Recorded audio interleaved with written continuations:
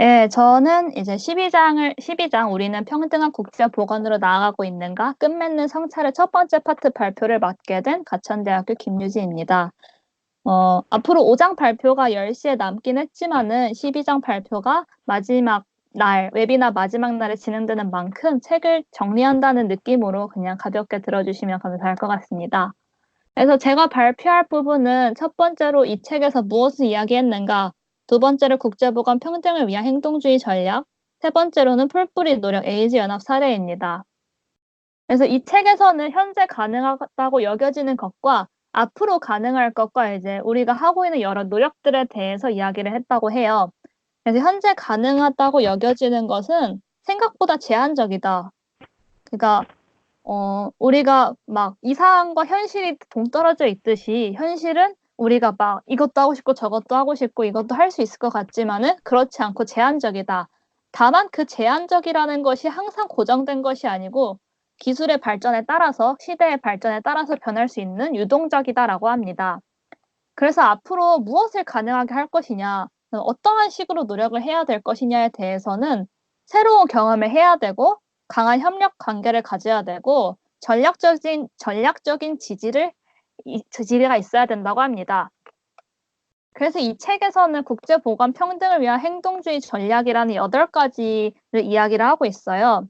이것은 국제보건 평등 지지자들이 굳이 그러니까 높은 권력의 위치에 있을 필요는 없고 학생이든 뭐 그냥 평범한 사람이든 이러한 전략만 있으면은 이러한 행동을 통해서 국제보건 평등을 개선시킬 수 있다라고 주장을 하고 있습니다. 첫 번째는 비판적인 자기 반성입니다. 예.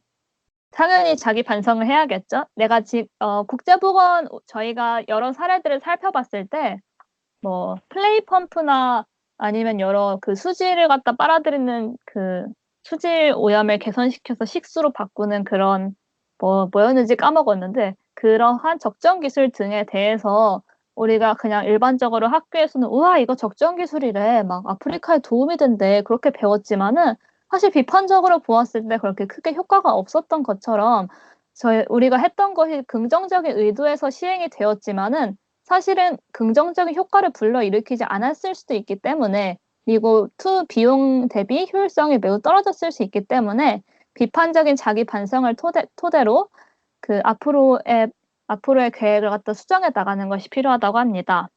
두 번째로는 좋은 협력자를 찾는 겁니다.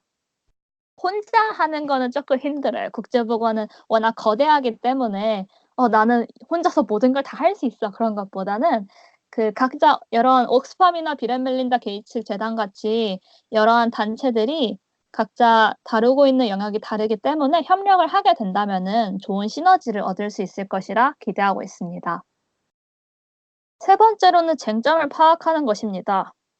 그러니까 국제보건의 핵심 쟁점을 아는 것도 중요한데 뭐 이 지역에서 소아마비가 심하다. 아니면 이 지역에서는 에이즈가 심하다. 뭐 이 지역에서는 모자보건 사업이 필수적이다. 이런 쟁점을 파악하는 것도 중요하지만은 이 책에서는 해당 지역의 정치적 분위기와 같은 부수적인 이야기를 갖다 하고 있어요. 그러니까 예를 들어서 이 지도는 미국에 있는 그 보수 진보를 나눈 건데 만약에 진보 쪽이 많은 지역에서 보수적인 정책을 내놓는다면은 그 쟁점은 지지를 얻기가 매우 어렵고 그것은 실현되기가 참 어렵겠죠. 그래서 보수적인 지역에서는 보수적인 그런 정책들로 시작을 해서 개선시키는 것이 필요하다고 주장을 하고 있습니다. 네 번째는 정책 기반자와 대화를 시작하는 것입니다. 지역 정부나 중앙 정부나 뭐 기타 여러 정부들한테 이걸 갖다 우리가 이런 일을 하고 있다. 그다음에 이러한 지원을 해줬으면 좋겠다. 왜냐하면 이러하기 때문이다. 그런 식으로 대화를 해가지고 좀 더 국가적인 사업으로 펼칠 수도 있고 좀 더 효율적이게 바꿀 수가 있다고 생각을 합니다. 이것은 아마 7장에서 참고로 하시면 될 것 같은데 7장에서 공공부문의 그 시스템이 왜 필요한가에 대한 내용이 나왔어요. 사적 부문에서 NGO들이 그냥 단순히 할 수 있는 것도 있지만은 국가가 참여를 하게 된다면은 부수적으로 할 수 있는 더 많은 일들이 있기 때문에 정책 입안자와 대화를 시작하기라는 이 행동주의 전략은 아마 7장을 참고하시면 될 것 같습니다. 다섯 번째는 핵심 쟁점을 강조하는 겁니다. 그러니까 그런 게 있어요. 예를 들어 요즘 그린피스에서 하고 있는 거는 플라스틱 제로 캠페인을 주로 하고 있는데, 그린피스에서 해야 되는 거는 지구 온난화도 해야 되고 뭐 동물 보호도 해야 되고 플라스틱 제로도 해야 되고, 근데 그 모든 걸 강조하다 보면은 무엇이 핵심인지, 무엇이 지금 제일 먼저 개선을 해야 되는지 그런 거에 대해 알 수가 없습니다. 그래서 핵심 쟁점을 갖다 강조를 하고 그걸 SNS에 올리고 뭐 대표들한테 얘기를 하고 그런 식으로 해서 그 핵심부터 고쳐나가는 것이 필요하다고 봅니다. 6번째는 대중 시위를 조직하는 것입니다. 원래 그 대중이라는 힘은 참 대단해요. 여론의 힘이 정말 대단하잖아요. 그래 가지고 그 사람들이 청와대 앞길에 보면은 많은 사람들이 피켓을 들고 서 있어요. 피켓을 들고 서 있는 분들도 있고 단식을 하시는 분들도 있는데, 그러한 행동이 자기의 의사 표명을 하는 것이 되고, 그 의사 표명을 하고자 하는 사람들이 이만큼 많구나, 혹은 '아 이렇게 심각하구나.'를 지나가면서 깨달을 수 있기 때문에 대중 시위가 조직을 하면 좋다고 합니다. 7번째는 연합을 구축하는 거예요. 앞서 말했던 두 번째 좋은 협력자 찾기와 아마 같이 연결되는 전략인 것 같습니다. 근데 아까 좋은 협력자에서는 옥스팜과 빌 앤 멜린다 게이츠 재단 같이 국제 보건과 관련된 재단에 대해서 이야기를 했다면은, 여기는 뭐 종교 단체도 괜찮고 문화적이나 정치적 단체도 괜찮으니까 연합을 갖다 구축을 해서 여러 연결망으로 뻗어 나가는 게 좋다고 주장을 합니다. 그래서 이것에 대해서는 저는 약간 의문이 들었던 게, 인도의 경우는 힌두교 연합이 되게 세잖아요. 그래서 국제 보건을 할 때 물론 정부 쪽으로 따라 들어가면 힌두교 쪽으로 따라 들어가는 경우가 많다고 해요. 그러면 특정 지역에 있는 이슬람 연합하고는 이제 반대되기 때문에 그쪽에서는 효과가 적다고 하더라고요. 그래서 이 연합 구축에 대해서는 조금 막 생각하지 말고 어떠한 연합을 구축해야 되는지에 대한 고민이 많이 필요하다고 저는 느꼈습니다. 예. 8번째는 변화 그 자체가 되기라고 하는데, 그냥 이 내용을 읽어 보니까 "들으라. 경청해라." 그런 이야기예요. 그러니까 당신에게 동의하지 않는 사람들의 말도 듣고, 뭐 동료와의 대화도 귀 기울여 듣고 자기 생각만 옳다고 하지 말고 이제 여러 이야기를 들어야지 변화 그 자체가 될 수 있다라고 주장을 하고 있습니다. 그래서 이러한 전략들이 사용된 이 풀뿌리 노력들에 대해서 이 책에서 설명을 하고 있어요. 네, 풀뿌리 노력이라는 것은 말 그대로 풀뿌리가 정말 보잘것없다라고 보잖아요.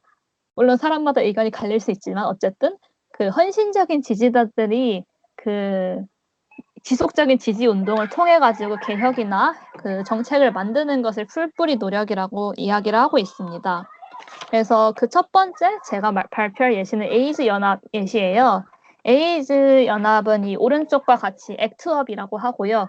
여기 밑에 약자를 보시면 에이즈 코알리션 투 언리시 파워라고 하더라고요.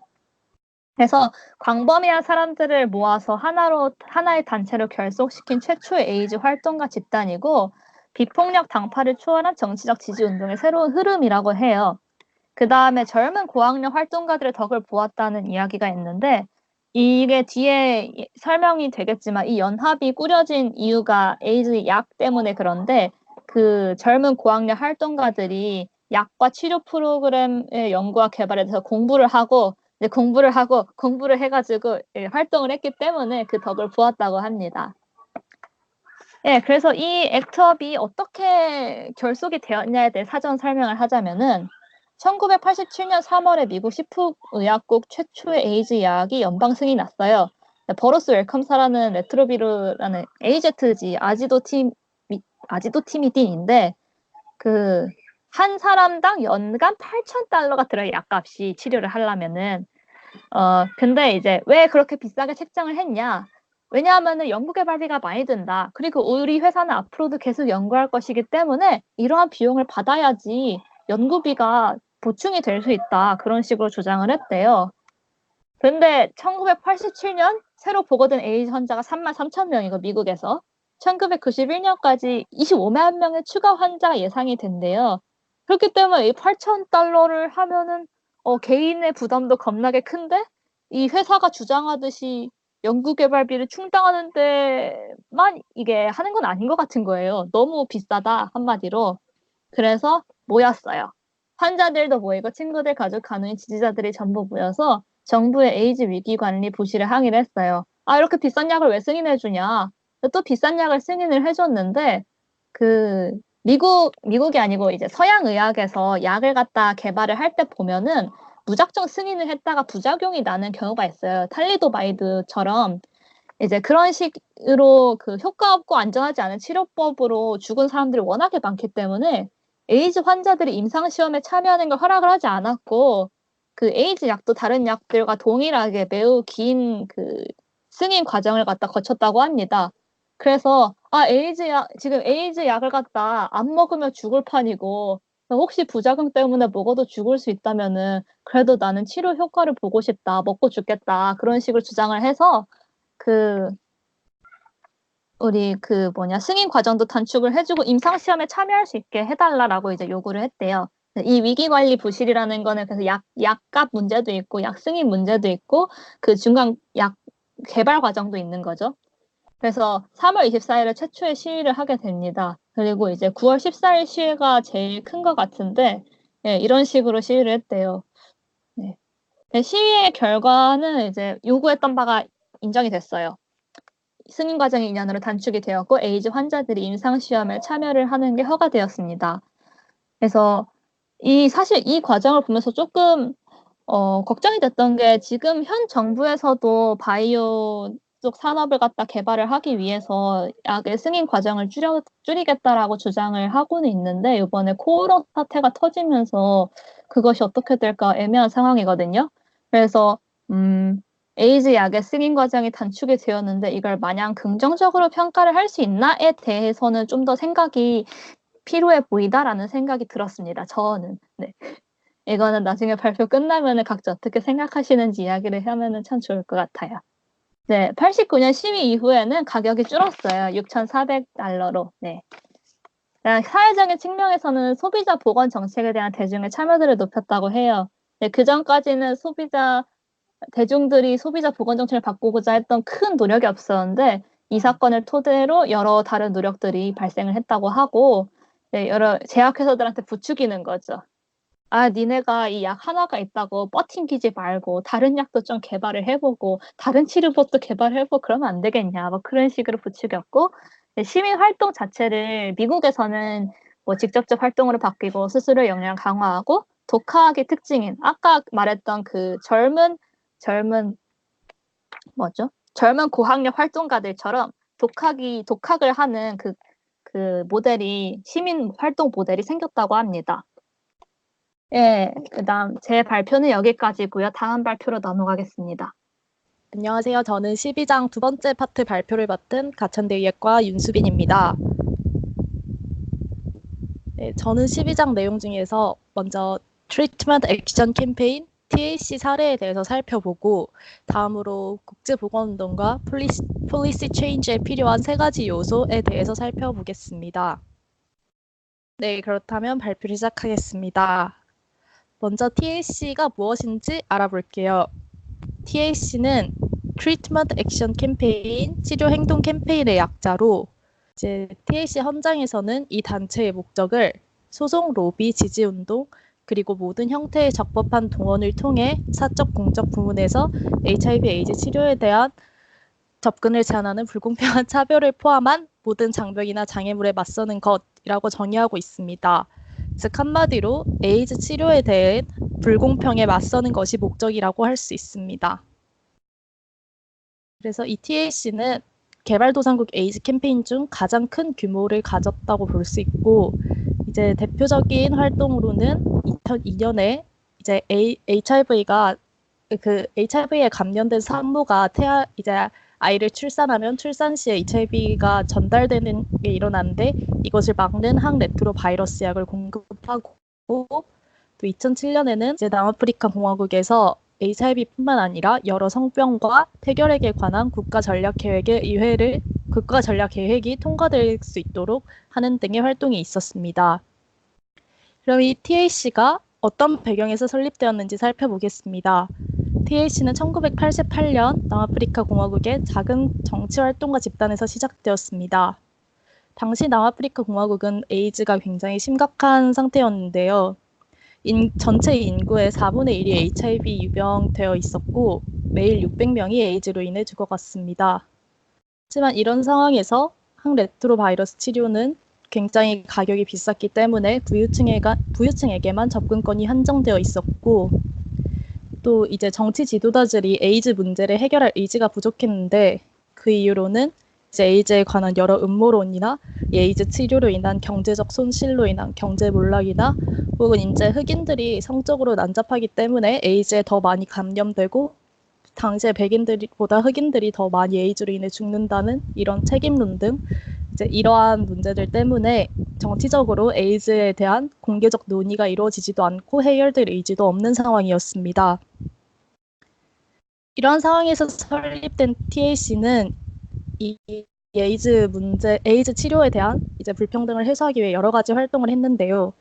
먼저 가난한 공동체들에게 에이즈에 대한 과학적 지식을 가르치고 또 사회권, 경제권과 같은 사람들의 권리를 실현해야 하는 국가의 책임에 대해 논의하는 장을 열었습니다. 그리고 아까 첫 번째 발표에서 나왔던 이런 풀뿌리 공동체를 조직했는데요.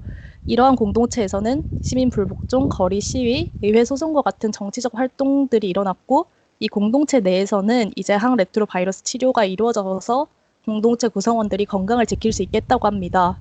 그리고 이러한 공동체 구성원들은 이제 공동체 안에서만 그 치료가 그치는 것이 아니라 공공 부문이 이제 정치적으로 보건 관리를 더 품질을 높이라는 압박을 넣어서 이제 국가적 정치적 압박까지 넣는 활동을 하였습니다.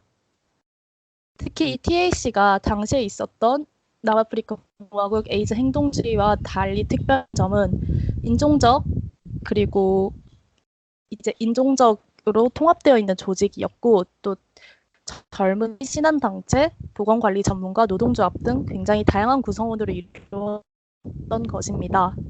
그래서 2000년 자료에 따르면 TAC의 80%가 실업자고 70%가 여성이고 70%는 청소년이고 90%가 아프리카인이어서 이제 흔히들 얘기하는 사회적 약자들이나 에이즈에 있어서 이제 에이즈 치료에 의해서 소외되어 있는 사람들이 주도적으로 참여하고 있다고 볼 수 있습니다.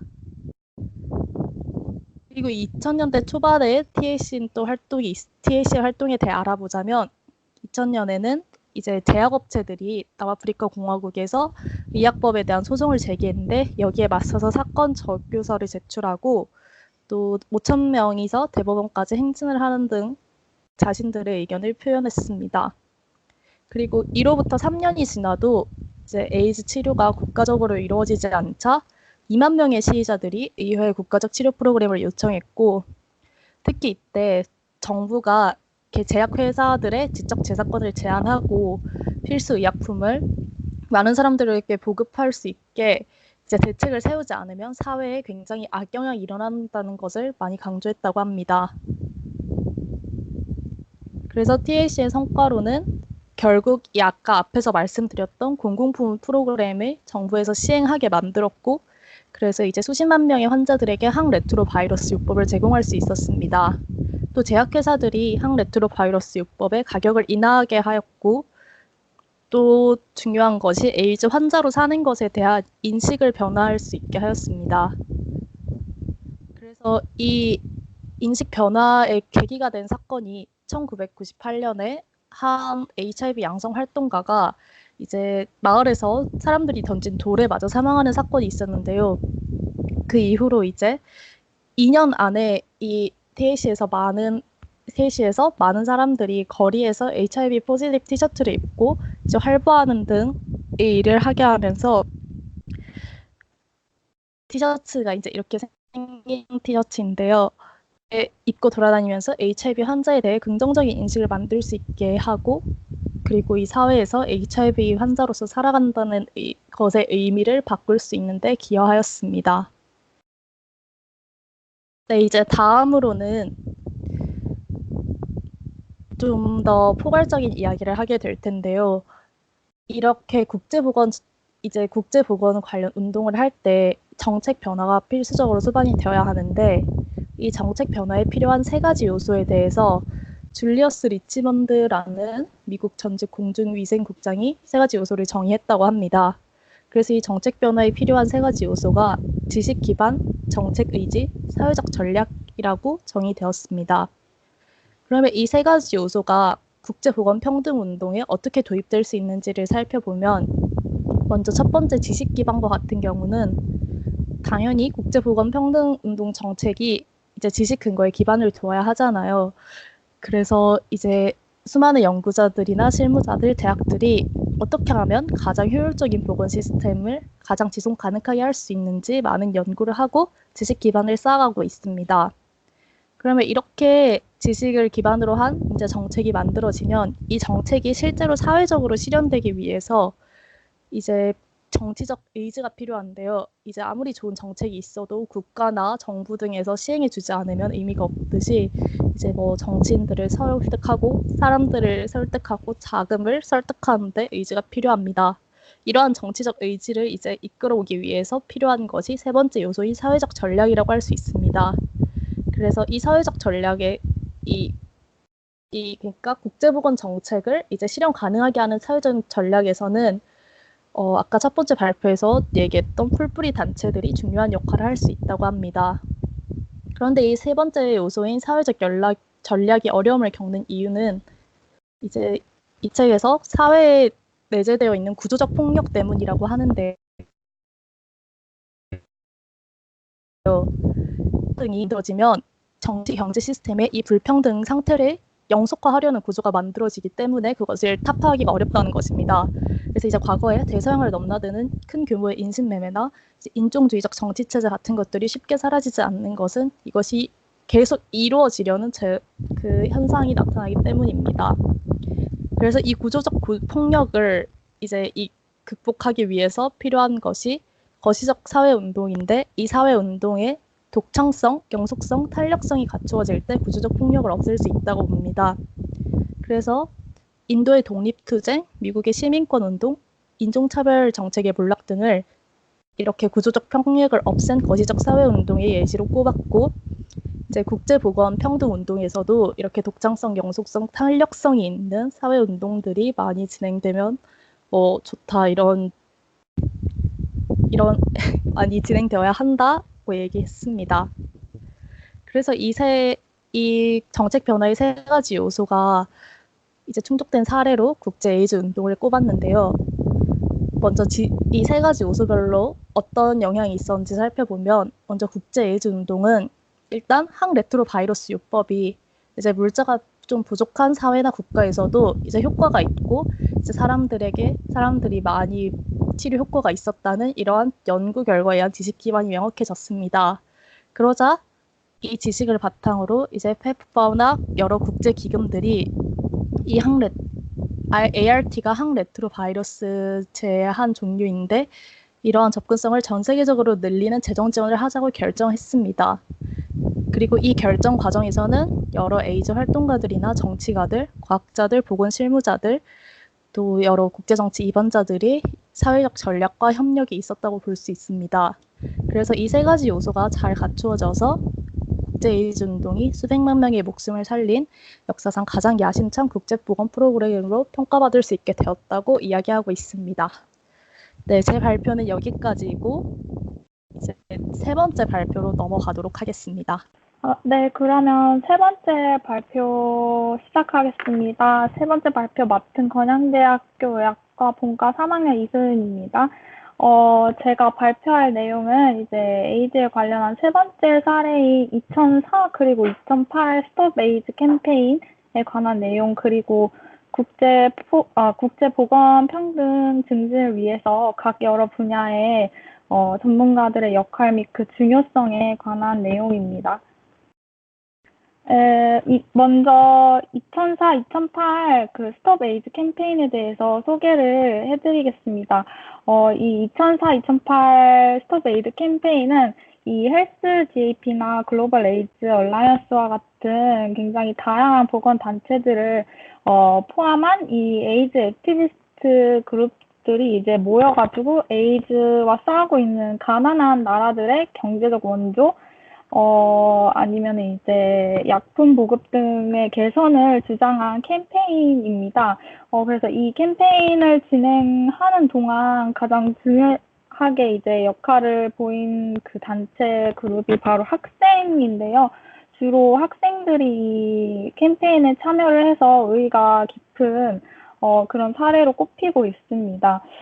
그리고 2004년과 이제 2008년 이어서 진행이 된 캠페인인데, 먼저 2004년 캠페인에 대해서 설명을 해드리자면, 이 2004년 캠페인 때는 그 당시에 모든 대통령 후보들에게 그 부시 행정부가 이제 내세운 그 5년 동안에 150억 달러의 원조 금액을 이제 2배로 늘려달라는 것이 가장 중요한 키포인트 주장이었고, 이를 위해서 그 미국 전국에 있는 시의회를 방문을 해서 이 지속적으로 그 다음 대통령 선거에 나가는 후보들에게 위와 같은 의견을 피력을 하였고, 결과적으로는 그 당시에는 대부분 공화당 후보들이 이제 이 그룹들의 주장에 대해서 이제 전적으로 동의의 의사를 표했고, 죄송합니다. 민주당 후보들이 그러하였고, 대부분 공화당 후보들은 조금 회의적인